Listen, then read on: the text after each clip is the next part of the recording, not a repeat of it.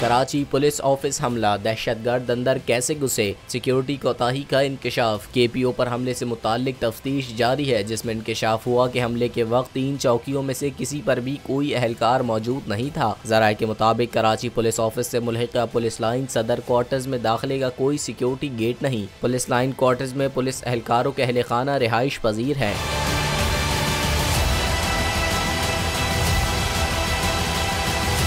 ज़राए का कहना है कि दहशतगर्द मुबैना तौर पर कराची ऑफिस पर अकबी दीवार कूद कर दाखिल हुए। हमले के वक्त तीनों चौकियों पर कोई अहलकार मौजूद नहीं था। KPO की अकबी दीवार पर खारदार तार टूटी हुई देखी गई है। KPO की मरकजी शाहरा पर CCTV कैमरा नहीं, सिर्फ अतराफ में है। दहशतगर्द जिस कार में आए थे वो सदर थाने में मौजूद है और इससे मुताल्लिक शवाहिद जमा कर लिए गए।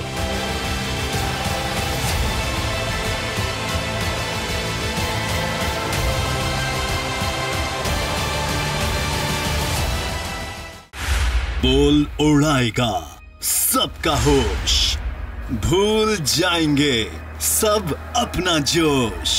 देखिए पाकिस्तान की सबसे बड़ी PSL ट्रांसमिशन सकलैन मुश्ताक, रमीज राजा, सुहेब अलवी, जमील फारूकी और फहीम खान के साथ खेल का जुनून रोजाना रात 11 बजे सिर्फ बोल न्यूज पर।